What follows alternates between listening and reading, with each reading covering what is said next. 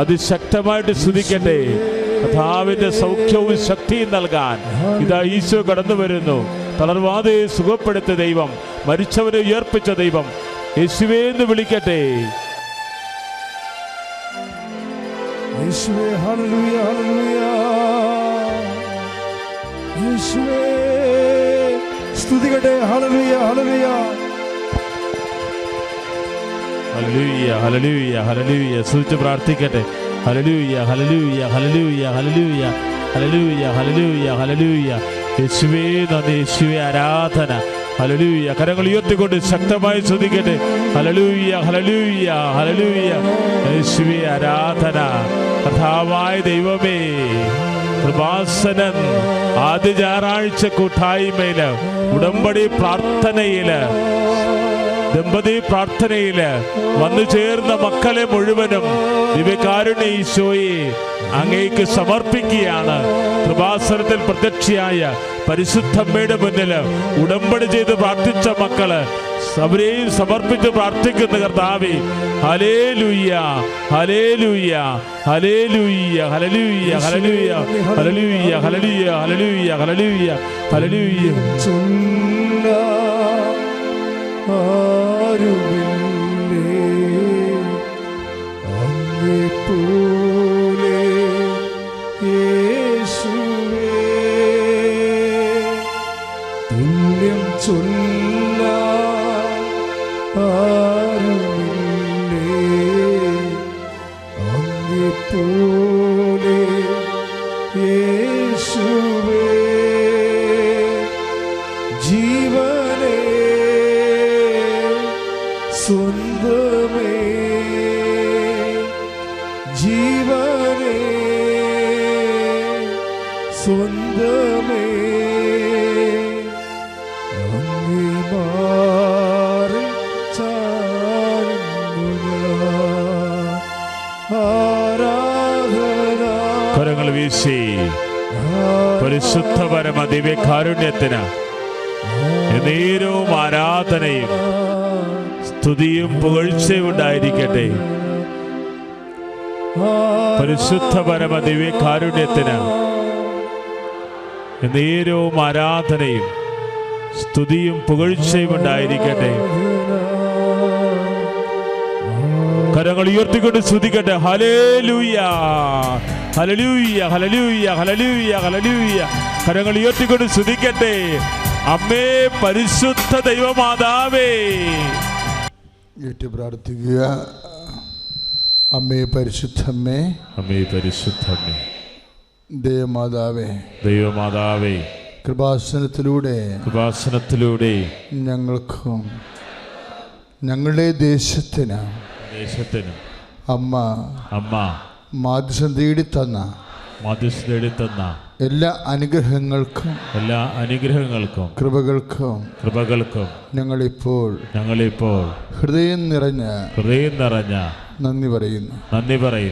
അമ്മേ പരിശുദ്ധമ്മേ, ദേവമാതാവേ, 2004 ഡിസംബർ 7-ാം തീയതി ഉച്ച കഴിഞ്ഞ് 2:30 കൃപാസനത്തിൽ സംഭവിച്ച അമ്മയുടെ പ്രത്യക്ഷപ്പെടലിനെ കുറിച്ച് തിരുസഭയ്ക്ക് സമർപ്പിച്ചിരിക്കുന്ന പഠനരേഖകളുടെ മേൽ വസ്തുനിഷ്ഠവും ദൈവശാസ്ത്ര വിധിപ്രകാരമുള്ളതുമായ അന്വേഷണ പഠനങ്ങൾ നടത്തി ആ പ്രത്യക്ഷപ്പെടലിലൂടെ പ്രകടമായ ദേവമാതാവിന്റെ പ്രത്യേക കരുതലും സംരക്ഷണവും വെളിപ്പെടുത്തുന്ന പീഡിതരുടെ ആശ്വാസവും പ്രവാചകന്മാരുടെ രാജ്ഞിയും വാഗ്ദാനത്തിന്റെ പേടകവും പ്രപഞ്ച പ്രകൃതിയുടെ മാതാവുമായ പരിശുദ്ധ അമ്മയുടെ ഭക്തി ഭക്തി തിരുസഭയിൽ കൂടുതൽ പ്രചരിച്ച് ജീവിതത്തിന്റെ ദുരന്ത അവസ്ഥകളിൽ അകപ്പെട്ട് കഴിയുന്ന അനേകായിരം മക്കൾക്ക് ദൈവത്തിന്റെ സാന്നിധ്യവും സന്ധിപ്പവും അനുഭവിക്കുക വഴി ആത്മീയ വിശുദ്ധിയും ദൈവശക്തിയും കൈവരിക്കുവാൻ ഞങ്ങളുടെ കുടുംബങ്ങളെ ഇടയാക്കണമേ. അമ്മേ പരിശുദ്ധമേ, ഭൂസ്വലോകങ്ങളുടെ രാജ്ഞിയായ അങ്ങേക്ക് ഭൗമ സംരക്ഷണത്തിന് പ്രപഞ്ച പ്രകൃതിയെ തന്നെ തിരുസഭ പ്രതിഷ്ഠിക്കുവാൻ ഈ പ്രത്യക്ഷീകരണം വഴി ഇടയാക്കണമേ. പരിശുദ്ധമേ, ജപമാല മാതാവേ, സകല കൃപാസനം പ്രാർത്ഥനയോടും ചേർന്ന് ഞങ്ങളിപ്പോൾ പ്രാർത്ഥിക്കുന്ന ഈ കുടുംബത്തിന്റെ പ്രത്യേക നിയോഗം പരിശുദ്ധ അമ്മ വഴി നിങ്ങളുടെ ആവശ്യങ്ങൾ, ഉടമ്പടി ചെയ്തവർ ഉടമ്പടിയിൽ എഴുതിയ ആവശ്യങ്ങൾ, ഉടമ്പടി ചെയ്യാത്തവർ മനസ്സിൽ അവരുടെ ജീവിത ആവശ്യങ്ങളും പരിശുദ്ധ അമ്മ വഴി ഈശോയ്ക്ക് ഭക്തിപൂർവ്വം സമർപ്പിക്കുക.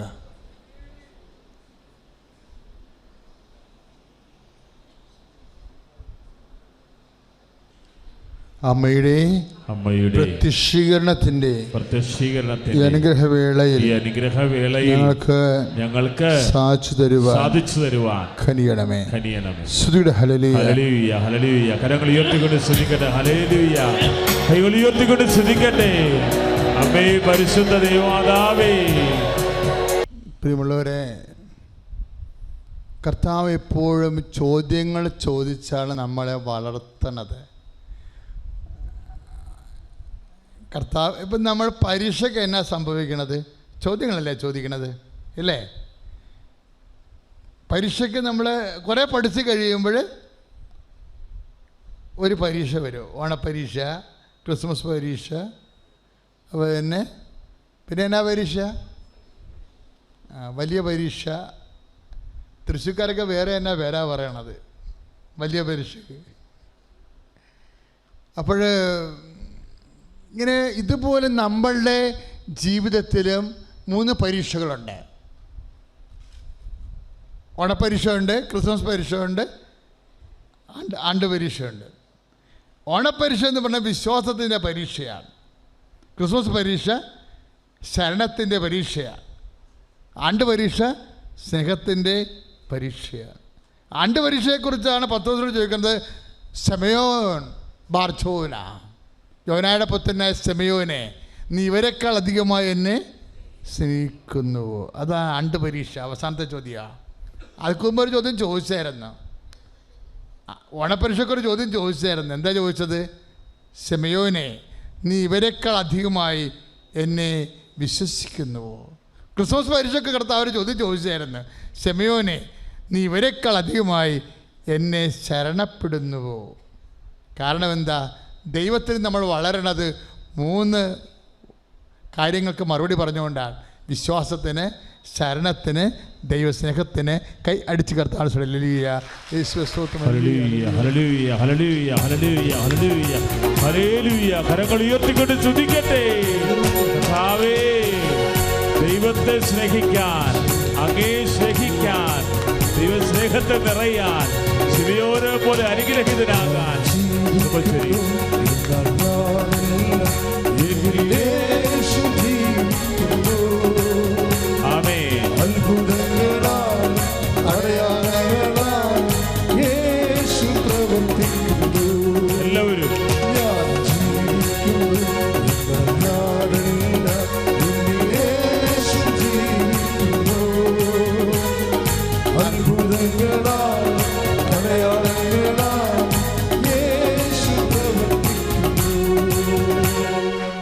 എല്ലാവരും പരിശുദ്ധ അമ്മയ്ക്കും തിരുക്കുമാരനും കോടാനുകോടി നന്ദി.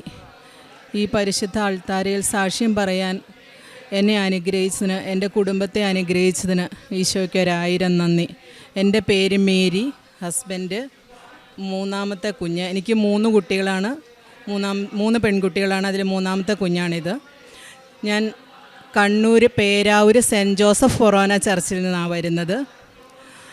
ഞങ്ങൾ ഉടമ്പടി ആദ്യമായിട്ട് എടുത്തത് ഫെബ്രുവരി മാസം 18-ാം തീയതി 2023 ഞങ്ങൾ ഉടമ്പടി എടുക്കാനുണ്ടായ സാഹചര്യം എന്ന് പറഞ്ഞാൽ, ഞങ്ങൾ സാമ്പത്തികമായിട്ടും ആരോഗ്യപരമായിട്ടും ഞങ്ങൾ 5 പേരും പരിപൂർണമായിട്ടും ഡൗണായ ഒരു സാഹചര്യം ഉണ്ടായിരുന്നു ഞങ്ങളുടെ ജീവിതത്തിൽ. സാമ്പത്തിക ബുദ്ധിമുട്ട് ഒരു 2015 മുതലേ ഞങ്ങളെ അലട്ടുന്നുണ്ടായിരുന്നു. 2020 മുതൽ ഞങ്ങളെ അറിയാവുന്ന പലരും, പല അച്ഛന്മാരും സിസ്റ്റേഴ്സും ഞങ്ങളോട് പറയുന്നുണ്ടായിരുന്നു, നിങ്ങളൊന്ന് കൃപാസനത്തിൽ പോയി നോക്ക്, അങ്ങനെ പറയുന്നുണ്ടായിരുന്നു. അപ്പോൾ ഞങ്ങൾ ആത്മീയമായിട്ട് ഞങ്ങൾ ഒത്തിരി ധ്യാനം കൂടുകയും പ്രാർത്ഥിക്കുകയൊക്കെ ചെയ്യുന്നവരായിരുന്നു. അങ്ങനെ ഞങ്ങളെ ആത്മീയമായിട്ട് നയിച്ചുകൊണ്ടിരുന്ന പുരോഹിതൻ ഞങ്ങൾ ചോദിക്കും, ഞങ്ങൾക്കിങ്ങനെ പോകണമെന്ന് ആഗ്രഹമുണ്ട് എന്ന് പറയുമ്പോൾ അച്ഛൻ പറയും, ആയില്ല, സമയമായില്ല. അപ്പോൾ പലപ്പോഴും ഞങ്ങൾക്ക് അസ്വസ്ഥത ഉണ്ടായിട്ടുണ്ട്. പള്ളിയിൽ പോകാൻ, അമ്മയുടെ അടുത്ത് പോകാൻ അച്ഛൻ എന്താ ഇങ്ങനെ പറയുന്നേ. പക്ഷെ ഒരിക്കലും ഇങ്ങനെ ഹസ്ബൻഡിനോട് അച്ഛൻ വേറെ സാഹചര്യത്തിൽ സംസാരിച്ചുകൊണ്ടിരിക്കുന്നതിന് ഇടയിൽ യാദൃശ്ചികമായിട്ട് പറഞ്ഞു, 1 മിനിറ്റ്, ഈശോ എന്തോ പറയുന്നു, നിങ്ങളൊന്ന് കൃപാസനത്തിൽ പോകാൻ പറയുന്നു എന്ന് പറഞ്ഞു. ഇപ്പോഴോ അച്ഛാന്ന് ചോദിച്ചു. അച്ഛനല്ലേ പോകണ്ടെന്ന് പറഞ്ഞേ, വെയിറ്റ് ചെയ്യുമെന്ന് പറഞ്ഞത്. അത് ഞാൻ പറഞ്ഞു, ഇപ്പോൾ അത് അന്ന് ഈശോ പറഞ്ഞു, ഇന്ന് ഇത് ഈശോ പറയുന്നെന്ന് പറഞ്ഞു ഞങ്ങളോട്. പിന്നെ 2 ദിവസം പോലും ഞങ്ങൾ വൈകിയില്ല, എത്രയും വേഗം തന്നെ ഇങ്ങോട്ടേക്ക് പോന്നു, ഉടമ്പടി എടുത്തു. അപ്പം ഞങ്ങളുടെ മനസ്സിലുള്ള ആഗ്രഹം, ഞങ്ങളുടെ ചിന്തയും എന്താണെന്ന് വെച്ചാൽ 90 ദിവസം പോയിട്ട് 1 ദിവസം പോലും ഞങ്ങൾക്ക് വെയിറ്റ് ചെയ്യാനുള്ള മനസ്സായിരുന്നില്ല. ഞങ്ങൾ വിചാരിച്ചുകൊണ്ടിരുന്നത് അതാ പിറ്റേ ദിവസം തൊട്ട് അത്ഭുതങ്ങളുടെ പെരുമഴയായിരിക്കും എന്നായിരുന്നു. പക്ഷേ അങ്ങനെയല്ല സംഭവിച്ചത്. 90 ദിവസം കഴിഞ്ഞിട്ട് ഞങ്ങൾ ഉടമ്പടിയിൽ ജീവിക്കുന്നുണ്ടെന്നെങ്കിലും ഞങ്ങളുടെ അനുഗ്രഹങ്ങളൊന്നും നടന്നില്ല, അനുഗ്രഹമായിട്ടൊന്നും തന്നെ വന്നില്ല. അങ്ങനെ വന്നപ്പോൾ ഞങ്ങൾ 90 ദിവസമായപ്പോൾ പുതുക്കണേനെക്കുറിച്ച് സംസാരിച്ചപ്പോൾ പറഞ്ഞു, ഞാൻ പറഞ്ഞു, എന്തായാലും ഉടമ്പടിയിൽ ഇനി മരണം വരെ പോവുക, അനുഗ്രഹിച്ചാലും ഇല്ലെങ്കിലും അമ്മയുടെ ഒപ്പം.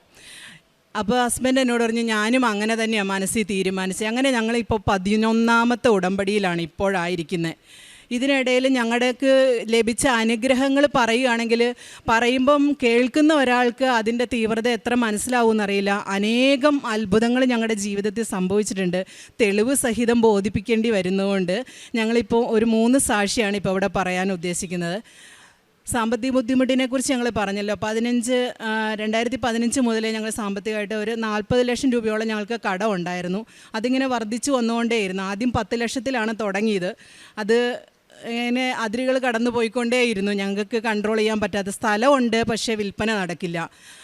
ജോലിക്ക് അപേക്ഷിക്കുന്നുണ്ട്, കിട്ടുന്നില്ല. ഞങ്ങൾ നല്ലൊരു ജോലി എറണാകുളത്ത് ചെയ്തുകൊണ്ടിരുന്നോടത്ത് നിന്ന് ഫാമിലിയിലേക്ക് പോകേണ്ട ഒരു സാഹചര്യം വന്നപ്പം പോയതാണ്. അവിടെ ചെന്ന് കിട്ടിയ ജോലി ഒത്തിരി നല്ലതാണെന്ന് വിചാരിച്ചാണ് ഞങ്ങൾ ഇവിടെ നിന്ന് പോകുന്നത്. പക്ഷേ അവിടെ ചെന്ന് കഴിഞ്ഞപ്പോഴാണ് അറിയണത് 2 വർഷം വളരെ തുച്ഛമായ സാലറിയിൽ വർക്ക് ചെയ്യേണ്ടി വന്നു. അതോടുകൂടി ഞങ്ങളുടെ കടം വീണ്ടും വർദ്ധിക്കുകയായിരുന്നു. അങ്ങനെ ഇപ്പോൾ ഈ കഴിഞ്ഞ ഒരു 6 മാസത്തിനുള്ളിൽ ഞങ്ങളുടെ സ്ഥലം വിൽപ്പന നടക്കുകയും ഞങ്ങളുടെ സാമ്പത്തിക ബാധ്യത നല്ലൊരു ശതമാനം തന്നെ കുറയുകയും ചെയ്തു. ഒഴിവാക്കാനായിട്ട് ഞങ്ങൾക്ക് സാധിച്ചു. അതാണ് ഞങ്ങളുടെ ഒരു സാക്ഷ്യം. മറ്റൊരു സാക്ഷ്യം എന്ന് പറയുന്നത്, ഞാൻ 19 വർഷമായിരുന്നു ജോലിയില്ലാതെ ഇരിക്കുന്നു. എൻ്റെ മൂത്ത മകളുണ്ടായ സമയത്ത് ഞാൻ എൻ്റെ ജോലി ഉപേക്ഷിച്ചതായിരുന്നു. മകളെ നോക്കാൻ ആളില്ലാത്തതുകൊണ്ട് ഞാൻ എൻ്റെ ജോലി രാജിവെച്ചതാണ്. പിന്നീട് അന്ന് മുതൽ വരുന്ന ഓരോ ഫോൺ കോൾസും ഞാൻ പ്രതീക്ഷിക്കും. ഒത്തിരി ബയോഡേറ്റകൾ കൊടുത്തു, പ്രതീക്ഷിച്ച് പല സ്ഥലത്തും കാത്തിരുന്നു. PSCക്ക് വേണ്ടിയിട്ട് 18 വർഷം ട്രൈ ചെയ്തു. 18 വയസ്സ് മുതൽ 36 വയസ്സ് വരെ ട്രൈ ചെയ്തു. പക്ഷേ കിട്ടിയില്ല. ലിസ്റ്റിൽ വരും, എന്തെങ്കിലും കാരണങ്ങളാൽ ഒഴിവാകും. അപ്പോൾ പലപ്പോഴും ഞാൻ പറയും, ഈശോയെ ഞാൻ മരണം വരെ പ്രാർത്ഥിച്ചുകൊണ്ടിരിക്കും, നിനക്ക് ഇഷ്ടമുള്ളപ്പോൾ തന്നാൽ മതിയെന്ന് പറയുമായിരുന്നു.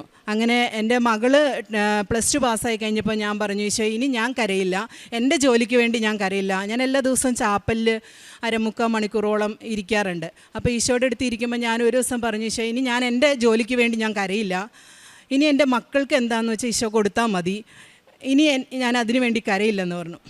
അത് കഴിഞ്ഞ് ഉടനെ ആ ഒരാഴ്ചയിൽ തന്നെയാണ് എൻ്റെ പപ്പ മരിച്ച ഡേറ്റ് വന്നത്. അപ്പം ഞാൻ ആ ആഴ്ചയിലാണ് യോസേപ്പ് പിതാവിനെക്കുറിച്ച് ജോസഫ് അച്ഛൻ ഇവിടെ ആൾക്കാരെ പറയുണ്ടായി. അച്ഛൻ ചിരിച്ചോണ്ടാണ് പറഞ്ഞത്, ഞാൻ പലപ്പോഴും യേശുവേ പിതാവിനെ ഈ അൾത്താരയിൽ കണ്ടിട്ടുണ്ടെന്ന്. അപ്പോൾ ഞാൻ ആ പ്രസംഗം കേട്ടുകൊണ്ടിരിക്കുമ്പോൾ എനിക്കത് ഭയങ്കര ടച്ചിങ് ആയിരുന്നു. ഞങ്ങളുടെ ഇടവക ദേവാലയം യേശുവേ പിതാവിൻ്റെ മാധ്യസ്ഥതയിലാണ്.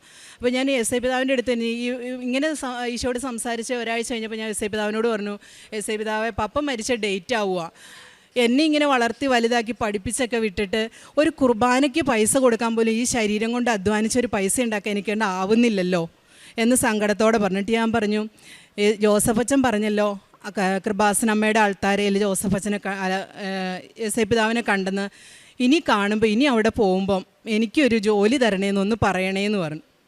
യേശുവേ പിതാവിനോട് പറഞ്ഞു. അന്ന് കരഞ്ഞിട്ടാണ് ഞാൻ പോകുന്നത്. ഈശോയോട് ഞാൻ സോറിയും പറഞ്ഞു, ഞാൻ അങ്ങനെ പറഞ്ഞായിരുന്നു, പക്ഷേ എനിക്ക് സങ്കടം വരുവാന്ന്. എന്നിട്ട് ഞാൻ പോന്നു. പിറ്റേ ദിവസം തന്നെ ഹസ്ബൻഡ് വഴി ഒരച്ഛൻ ഞങ്ങളുമായിട്ട് ബന്ധപ്പെടുകയും എനിക്ക് ജോലിക്കുള്ളൊരു സാഹചര്യം ഒരുങ്ങി വരികയും ചെയ്തു. ഒരു ബയോഡേറ്റ കൊടുക്കുകയോ ഒരു ഇൻ്റർവ്യൂ അറ്റൻഡ് ചെയ്യുകയോ ഒന്നും ചെയ്യാതെ തന്നെ എനിക്ക് സെക്രട്ടറി ടു ദ അഡ്മിനിസ്ട്രേറ്ററായിട്ടൊരു ജോലി എൻ്റെ വീടിന് തൊട്ടടുത്ത് നടന്നു പോകാവുന്ന, കുട്ടികളെയൊക്കെ സ്കൂളിൽ അയച്ചതിന് ശേഷം നടന്നു പോകാവുന്ന ദൂരത്തിൽ നല്ലൊരു പൊസിഷനിൽ ഈശോ എന്നെ എത്തിച്ചു. യേശുവേ പിതാവിനും യേശുവേ പിതാവ് തീർച്ചയായിട്ടും അമ്മയോട് പറഞ്ഞിട്ടുണ്ടെന്നും കൃപാസന അമ്മയാണ് എനിക്കത് തന്നതെന്നും എനിക്ക് 100% ഉറപ്പുണ്ട്. ഞാൻ ഇരിക്കുന്ന ചെയറിൻ്റെ തൊട്ട് പുറകിലായിട്ട് ഈശോയും മാതാവും ഇരിക്കുന്ന ഒരു രൂപമാണുള്ളത്. ഞാൻ ആദ്യം കയറി ചെന്ന് എനിക്ക് ഇതാണ് സീറ്റെന്ന് പറയുമ്പോൾ ഞാൻ ശരിക്കും അത്ഭുതപ്പെട്ടു പോയി.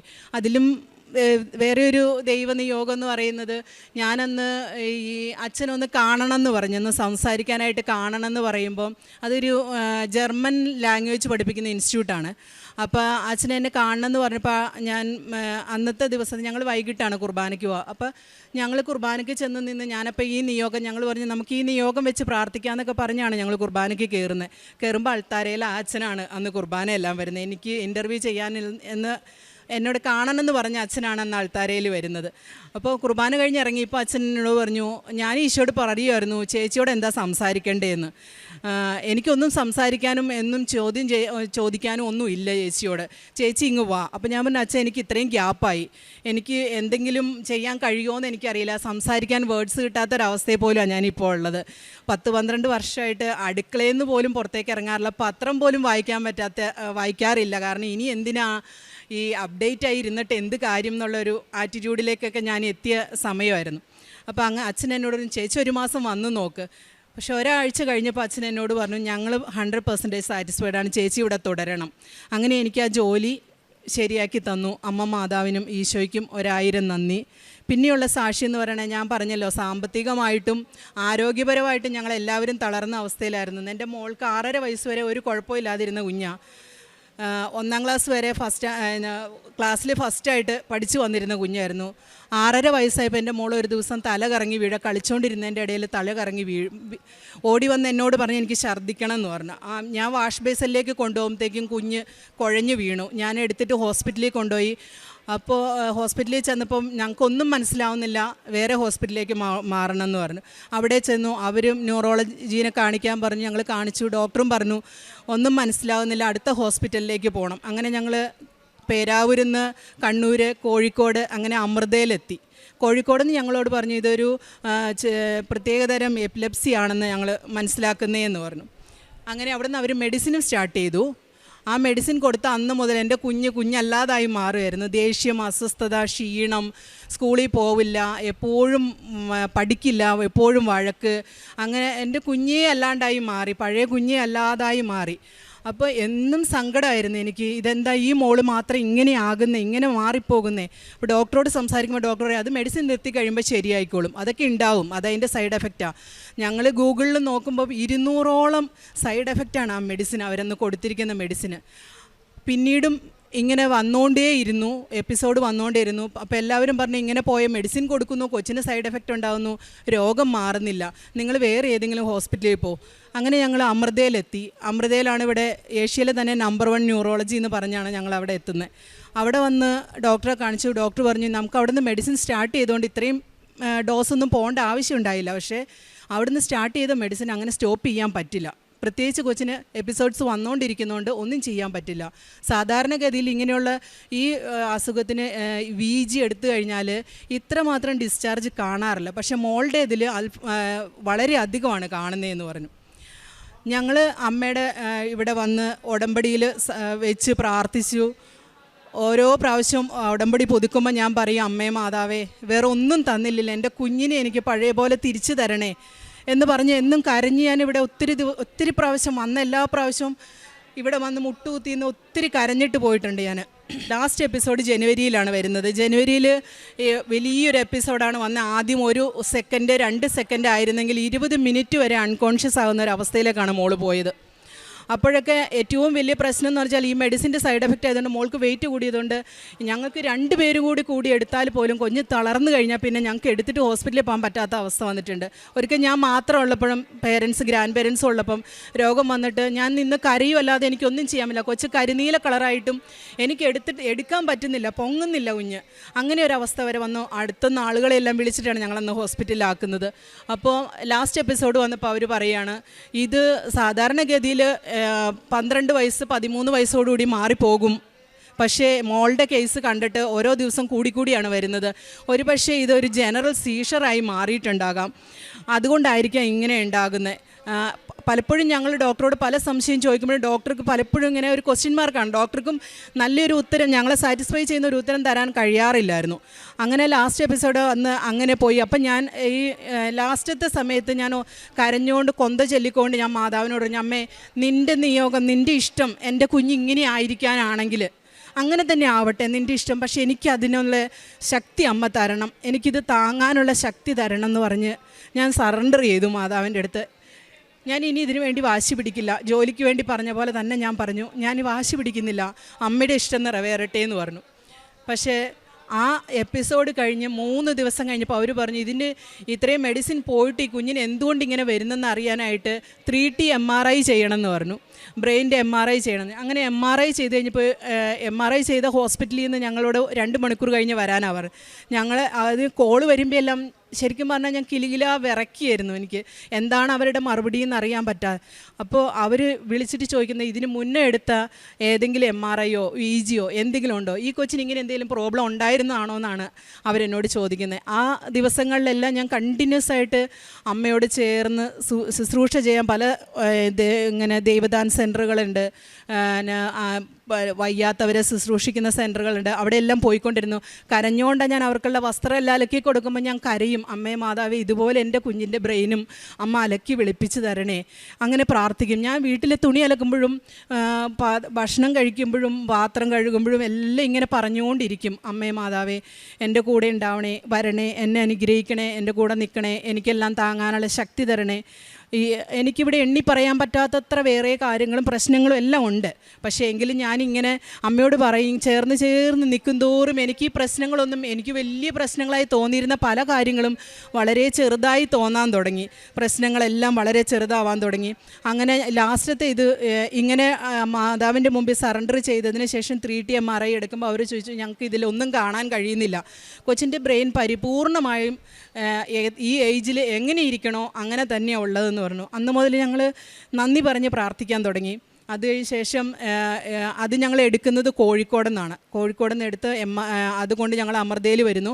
അമൃതയിൽ വന്ന് ഡോക്ടർ VG വീണ്ടും VG എടുക്കുന്നു. അപ്പോൾ ഡോക്ടർ ശരിക്കും പറഞ്ഞാൽ ഞങ്ങൾക്ക് ആദ്യം തന്നെ ഇവർ റിപ്പോർട്ട് തന്നു. ഈ ടെക്നീഷ്യൻ റിപ്പോർട്ട് തന്നപ്പോൾ ഞങ്ങൾ നോക്കുമ്പോൾ കൊച്ചിൻ്റെ MRIയിൽ ഈ VGയിൽ നോർമൽ എന്നാണ് കാണുന്നത്, ഒന്നുമില്ല, ഒരു പ്രശ്നവും ഇല്ലെന്നാണ് VG കാണുന്നത്. പക്ഷേ ഡോക്ടർ ഞങ്ങളോട് കണ്ടേച്ച് പറഞ്ഞു, ഡോക്ടർക്ക് അത് വിശ്വസിക്കാൻ പറ്റുന്നില്ല. ഡോക്ടർ നിങ്ങളുടെ കയ്യിൽ തന്ന റിപ്പോർട്ട് ഞങ്ങൾക്ക് തരണം, ഞങ്ങൾ ഓൾറെഡി അതിൻ്റെ ഫോട്ടോ എടുത്ത് ഞങ്ങൾക്ക് വേണ്ടി പ്രാർത്ഥിക്കുന്ന 1-2 പേർക്ക് അയച്ചു കൊടുത്തിട്ടുണ്ടായിരുന്നു. അപ്പോൾ നിങ്ങളുടെ ആ റിപ്പോർട്ട് ഞങ്ങൾക്ക് തിരിച്ചു തരണം എന്ന് പറഞ്ഞു. കാരണം വിശ്വസിക്കാൻ പറ്റാത്തത് കൊണ്ടാണ് ഡോക്ടർ അങ്ങനെ പറഞ്ഞത്. എന്നിട്ട് അതിൻ്റെ അകത്ത് ഓൾമോസ്റ്റ് നോർമൽ എന്നാക്കി ഞങ്ങൾക്ക് റിപ്പോർട്ട് തന്നു. അപ്പോഴും എനിക്ക് ഒത്തിരി വേദന തോന്നി, കാരണം അന്ന് തൊട്ടേ മെഡിസിൻ നമുക്ക് കുറച്ച് തുടങ്ങാമായിരുന്നല്ലോ. പക്ഷേ ഞാൻ വിചാരിച്ചു, അമ്മയെ വേണ്ട, ഞാൻ ഇത് സറണ്ടർ ചെയ്തതല്ലേ, പിന്നെ എന്തിനാണ് ഞാൻ കൂടുതൽ ആഗ്രഹിക്കുന്നത്. വീണ്ടും വിട്ടുകൊടുത്തു അമ്മയ്ക്ക്. അടുത്ത പ്രാവശ്യം ഇപ്പോൾ കഴിഞ്ഞ മാസം ഞങ്ങൾ ചെന്നു, VG എടുത്തു, സെയിം തന്നെ നോർമൽ. അപ്പോൾ ഡോക്ടർ പറഞ്ഞു, ഇത് നോർമലായി, കുഞ്ഞിന് ഒരു കുഴപ്പമില്ല. സാധാരണഗതിയിൽ 12-13 വയസ്സിലാണ്, പക്ഷേ ഇത് ഇങ്ങനെയാണ് ഞങ്ങൾ ആദ്യം മനസ്സിലാക്കി വെച്ചിരുന്നത്. ഒരു ജനറൽ സീഷറിലേക്ക് പോവുകയും ലൈഫ് ലോങ് മെഡിസിൻ കഴിക്കുകയും ചെയ്യേണ്ടി വരുമെന്നായിരുന്നു ഞാൻ എഴുതി വെച്ചിരുന്നത്. പക്ഷേ മോൾക്ക് ഇനി മെഡിസിൻ വേണ്ട, സ്റ്റോപ്പ് ചെയ്യാം, എല്ലാ ദിവസവും നേർച്ച വസ്തുക്കൾ ഉപയോഗിക്കും. രാത്രിയിലും രാവിലെ ആദ്യം ഉണർന്നാലും ഇതാണ് ഞാൻ ചെയ്യാറ്. പ്രത്യക്ഷീകരണ പ്രാർത്ഥന, അച്ഛൻ്റെ ഡെയിലി ബ്രെഡ് എല്ലാ ദിവസവും കൂടും. മോളെ എല്ലാ ദിവസവും ഞാൻ നെറുകയിലും നെറ്റിയിലും കുരിശ് വരച്ച് വിശ്വാസ പ്രമാണം ചൊല്ലി പ്രാർത്ഥിക്കും. കൂടാതെ ഞങ്ങൾ ഈ അവസാനത്തെ വീജി എടുക്കുന്നതിന് തൊട്ട് മുമ്പ് വന്ന് ജോസഫ് അച്ഛനെ കാണുകയും ജോസഫ് അച്ഛൻ തൈലം കൊണ്ട് ആശീർവദിക്കുകയും ചെയ്തിരുന്നു മോളെ. അതിനുശേഷമാണ് ഹോസ്പിറ്റലിൽ നിന്ന് ഞങ്ങൾക്ക് പരിപൂർണമായിട്ട് സൗഖ്യപ്പെട്ടു എന്നുള്ള റിപ്പോർട്ട് തന്നത്. ഇതാണ് ഞങ്ങളുടെ 3 സാക്ഷ്യങ്ങൾ. അമ്മയ്ക്കും ഈശോയ്ക്കും 1000 നന്ദി. ഞങ്ങൾ ചെയ്യുന്ന സുവിശേഷ വേല കാരുണ്യപ്രവർത്തികൾ പറയാം. കാരുണ്യപ്രവർത്തിയായിട്ട് ഞങ്ങൾ 2 അനാഥാലയങ്ങളിൽ പോകാറുണ്ട്. 3 സ്ഥലത്ത് പോകാറുണ്ട്. ഒരു സ്ഥലത്ത് ഞങ്ങൾ അവിടെ മക്കളെ കാണുക, അവരോട് സംസാരിക്കുകയൊക്കെ ചെയ്യുള്ളൂ. ബാക്കിയുള്ള സ്ഥലങ്ങളിൽ വയസ്സായ ആളുകളാണ്, മെൻ്റലി ബുദ്ധിമുട്ടുള്ള ആളുകളാണ്. അവരുടെ അടുത്ത് പോയി സംസാരിക്കും, അവരുടെ അടുത്ത് കുറച്ച് സമയം ഇരിക്കും. അപ്പോൾ ഒരാഴ്ച ചെന്നില്ലെങ്കിൽ അവർ ചോദിക്കും, വന്നില്ലല്ലോ, ഞങ്ങളെ കാണാൻ വന്നില്ലല്ലോ എന്ന്. ആദ്യകാലങ്ങളിൽ ഉടമ്പടി എടുക്കുന്നതിന് മുമ്പെല്ലാം എനിക്കിങ്ങനെയുള്ള സ്ഥലത്തെല്ലാം പോകണം, അവരെയൊക്കെ കാണണമെന്ന് ആഗ്രഹമുണ്ട്. പക്ഷേ എനിക്ക് പേടിയായിരുന്നു. അവരെയൊക്കെ കണ്ടു കഴിയുമ്പോൾ അവരുടെ വേദന കാണുമ്പോൾ ഞാൻ ഭയങ്കരമായിട്ട് ടയേർഡായിട്ടായിരിക്കും തിരിച്ചു വരുന്നത്. ഞാൻ മെൻ്റലി തളർന്നായിരിക്കും തിരിച്ച് വീട്ടിലോട്ട് എത്തുക. അപ്പോൾ അങ്ങനെ ആയതുകൊണ്ട് ഞാൻ അങ്ങനെയുള്ളവരെ കാണാൻ പോകാറില്ലായിരുന്നു. പക്ഷേ ഉടമ്പടി എടുത്തതിന് ശേഷം ഞാൻ ഓരോ പ്രാവശ്യം പോകും തോറും എനിക്ക് ശക്തി കിട്ടുകയും ചെയ്തു പോവാനായിട്ട്, അവരെ കാണാനായിട്ട്, ആശ്വസിപ്പിക്കാനായിട്ടും. ചില കുട്ടികളൊക്കെ വയ്യാത്ത ഒരു മോളുണ്ട്. ഞാൻ താഴെ എത്തുമ്പോൾ അവൾ മുകളിലാണ് കിടക്കുന്നത്. താഴെ എത്തുമ്പോഴത്തേക്കും എൻ്റെ സംസാരത്തിന് സൗണ്ട് കേൾക്കുമ്പോൾ അവൾ അവിടെ അറിയും. അവളവിടെ കിടന്ന് ചിരിക്കാൻ തുടങ്ങും. കൈയും കാലും എല്ലാം വളരെ വളഞ്ഞ് നമുക്ക് കണ്ട വിഷമം തോന്നുന്ന അവസ്ഥയിലാണ് മോളുള്ളത്. പക്ഷേ ഞാൻ എൻ്റെ സൗണ്ട് കേൾക്കും. അപ്പോഴാണ് എനിക്ക് മനസ്സിലായത് ആ ഒരു വേർഡ് അല്ലെങ്കിൽ എൻ്റെ ഒരു സംസാരം, സാമീപ്യം അവൾ എത്രമാത്രം സന്തോഷിപ്പിക്കുന്നു എന്ന്. അതിനുശേഷം ഞാൻ മക്കളും പറയും, അമ്മേ അങ്ങനെയുള്ളിടത്ത് പോകുമ്പം ഭയങ്കര വിഷമമാണ്. ഞാൻ പറയും, ഇല്ല അങ്ങനെയല്ല, ഒരു നിമിഷം അവർക്കൊരു സന്തോഷം കൊടുക്കാൻ നമ്മൾക്കായാൽ അത് നമുക്ക് ഈശോയെയാണ് നമ്മൾ അവിടെ കാണിച്ചു കൊടുക്കുക. ആ സമയത്ത് അവർ ഈശോയെയാണ് നമ്മളിൽ കാണുന്നതെന്ന് എല്ലാവരോടും ഞാൻ പറയും, ഈശോയെ എന്ന് വിളിക്കണം, അമ്മയോട് പ്രാർത്ഥിക്കണം. പത്രം കൊണ്ടു കൊടുക്കും, വായിക്കാൻ അറിയാവുന്നവർക്ക് പത്രം കൊടുക്കും. അവർ പറയും അടുത്ത പ്രാവശ്യം. ഞങ്ങൾക്കത് ഭയങ്കര സന്തോഷമാണ്. വായിക്കാനൊന്നുമില്ലാത്തപ്പം അത്ഭുതങ്ങളുടെ പെരുമഴയായിട്ട് ഈ പത്രം കൊണ്ടുവരുമ്പം ഭയങ്കര സന്തോഷമാണെന്നാണ് അവർ പറയാറ്. അവർക്കത് പിന്നെ പത്രം കൊടുക്കുന്നത്, പിന്നെ അലക്കി കൊടുക്കും, അവർക്ക് ഡ്രസ്സുകളൊക്കെ അലക്കി കൊടുക്കും. പിന്നെ ഭക്ഷണം ഞങ്ങൾക്ക് പറ്റുന്ന പോലെ, ഞങ്ങളുടെ സാമ്പത്തിക സ്ഥിതി അനുവദിക്കുന്ന അനുസരിച്ചുള്ള ഭക്ഷണങ്ങൾ അവർക്ക് കൊണ്ടുകൊടുക്കും. മിഠായി അങ്ങനെയുള്ളതൊക്കെ അവർക്ക് ആരും കൊടുക്കാനില്ലല്ലോ, അങ്ങനെയുള്ള സാധനങ്ങളെല്ലാം ഞങ്ങൾ കൊണ്ടുകൊടുക്കാറുണ്ട്. വലിയ സന്തോഷത്തോടെയാണ് അവർ ഞങ്ങൾ അവരെയും സ്വീകരിക്കുന്നത്. പിന്നെ പത്രം കൊടുക്കുന്നത് ഞങ്ങൾ ചെന്നാൽ ഉടനെ തന്നെ ഓടിക്കൊണ്ടുപോയി എല്ലാവർക്കും പത്രം കൊടുക്കാറില്ല. ഞങ്ങൾ പത്രം കയ്യിൽ വെക്കും. എന്നിട്ട് ഞങ്ങൾ 2 പേരും പത്രം കൊടുക്കും. അത് ആർക്കാണോ ഏറ്റവും അനുയോജ്യമായ വ്യക്തി അവിടെ മാത്രം എത്തിക്കാവുള്ളൂ എന്ന് പ്രാർത്ഥിച്ചുകൊണ്ടിരിക്കും. പിന്നെ ആ പത്രം കുരിശ് വരച്ച് പ്രാർത്ഥിച്ച് വിശ്വാസ പ്രമാണം ചൊല്ലിയാണ് കൊടുക്കാറ്. അതൊരു ഭാരമായിട്ട് തോന്നിയിട്ടില്ല. ആദ്യം ഉടമ്പടി എടുക്കുമ്പോൾ എനിക്ക് ഭയങ്കര ബുദ്ധിമുട്ടായിരുന്നു. ഇത് കൊടുക്കുമ്പോൾ ആളുകൾ എങ്ങനെ സ്വീകരിക്കും, എന്ത് സംസാരിക്കും, എന്നോട് എന്ത് പറയും എന്നൊക്കെ ഉള്ളൊരു വിഷമം ഉണ്ടായിരുന്നു. പക്ഷേ ഇപ്പം അങ്ങനെയൊന്നുമില്ല. അതെൻ്റെ ഒരു ഉത്തരവാദിത്തം ഞാൻ ചെയ്യുന്നത് പോലെയാണ്. ഞാൻ എൻ്റെ മക്കൾക്ക് ഓരോ കാര്യങ്ങൾ ചെയ്തു കൊടുക്കുന്ന പോലെ തന്നെ എൻ്റെ ഈശോയ്ക്ക് വേണ്ടി ചെയ്യാൻ പറ്റുന്ന ഒരു ശുശ്രൂഷ. അമൃതയിൽ ചെന്നാലും ഞാൻ അവിടെ നിന്ന് കൊന്തയിലും ഓരോ രഹസ്യം, ഒരു പത്രം എടുത്ത് കൈ പിടിച്ചിട്ട് ഒരു രഹസ്യം കഴിയുമ്പം ഒരാളെ ഞാൻ നോട്ടം ഇടും, ആ വ്യക്തിയെ സമർപ്പിച്ച് പ്രാർത്ഥിക്കും. എന്നിട്ട് ആ പത്രം അവൾക്ക് കൊടുക്കും. ചിലരൊക്കെ റിജക്റ്റ് ചെയ്യാറുണ്ട്. പക്ഷേ റിജക്റ്റ് ചെയ്താലും സ്വീകരിച്ചാലും എനിക്ക് ഒരുപോലെ തന്നെ എൻ്റെ ഡ്യൂട്ടി കൊടുക്കുക എന്നുള്ളതാണ് മാതാവ് എന്നെ ഏൽപ്പിച്ചിരിക്കുന്ന ദൗത്യം. ഞാനത് നിറവേറ്റും.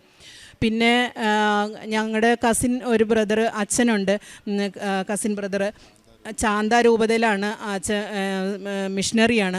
അപ്പോൾ ആ അച്ഛനോട് സംസാരിച്ചിട്ട് ഞങ്ങൾ ഇവിടുന്ന് ഹിന്ദി, മറാത്തി പത്രങ്ങൾ ഇവിടെ അടിക്കണതിനനുസരിച്ച് വിളിച്ച് ചോദിച്ചുകൊണ്ടിരിക്കും. അങ്ങനെ അനുസരിച്ച് ഞങ്ങളത് ഇതേപോലെ തന്നെ ഓരോ പത്രം, ചിലപ്പോൾ 5 കെട്ടൊക്കെ പത്രം ഉണ്ടാകും, എല്ലാം ഞാൻ കുരിശ് വരച്ച് തൈലം കൊണ്ട് കുരിശ് വരയ്ക്കും ഓരോ പത്രത്തിലും. എന്നിട്ട് ഈശോയോട് പറയും, ഇത് ചെല്ലുന്ന ഒരു ആശ്വാസമായിരിക്കണം, അവർക്കൊരു ദാഹിച്ചിരിക്കുന്നവന് കിട്ടുന്ന ഒരു വെള്ളം പോലെ ആശ്വാസമാവണേ എന്ന് പറഞ്ഞ് കുരിശ് വരച്ച് പ്രാർത്ഥിച്ച് അത് ഞങ്ങൾ അയച്ചു കൊടുക്കും. അപ്പോൾ അച്ഛൻ പറയണേ, അച്ഛൻ ഇടയ്ക്ക് ഇപ്പോൾ വിളിച്ച് ചോദിക്കും, ആളുകൾ ഇങ്ങോട്ട് അന്വേഷിക്കുന്നുണ്ട്, പത്രം തരാമോ എന്ന് ചോദിക്കുന്നുണ്ട്. അപ്പോൾ ഞങ്ങളിവിടെ വിളിച്ച് ചോദിക്കുമ്പോൾ ഈ മാസം ഇല്ല അങ്ങനെ പറയും.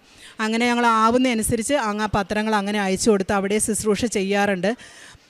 പിന്നെ വേറെ ഒരു അനുഭവം ഉള്ളത്, മോളുടെ മരുന്ന് സ്ഥിരമായി മേടിച്ചുകൊണ്ടിരുന്ന മെഡിക്കൽ സ്റ്റോറിൽ ഞങ്ങൾ മെഡിസിൻ കുറച്ചു എന്ന് പറഞ്ഞപ്പം ആ മെഡിക്കൽ സ്റ്റോറിലെ വ്യക്തി ഞങ്ങളോട് പറഞ്ഞത്, ഹസ്ബൻഡ് മെഡിസിൻ മേടിക്കാൻ നിൽക്കുമ്പോൾ പറഞ്ഞത്, മെഡിസിൻ ഇനി മുതൽ വേണ്ട ചേട്ടാ, ഇങ്ങനെ മെഡിസിൻ സ്റ്റോപ്പായി എന്ന് പറഞ്ഞപ്പോൾ, ഈ മെഡിസിൻ സ്റ്റോപ്പാക്കിയോ? 20 വർഷം വരെ നിങ്ങൾ ഭയങ്കര ഭാഗ്യവാന്മാരാണല്ലോ, 20 വർഷമായിട്ടും ആ മെഡിസിൻ കഴിച്ചുകൊണ്ടിരിക്കുന്നവരെ എനിക്ക് ഈ അയൽവക്കത്ത് അറിയാവുന്നവരുണ്ടെന്ന് പറഞ്ഞു.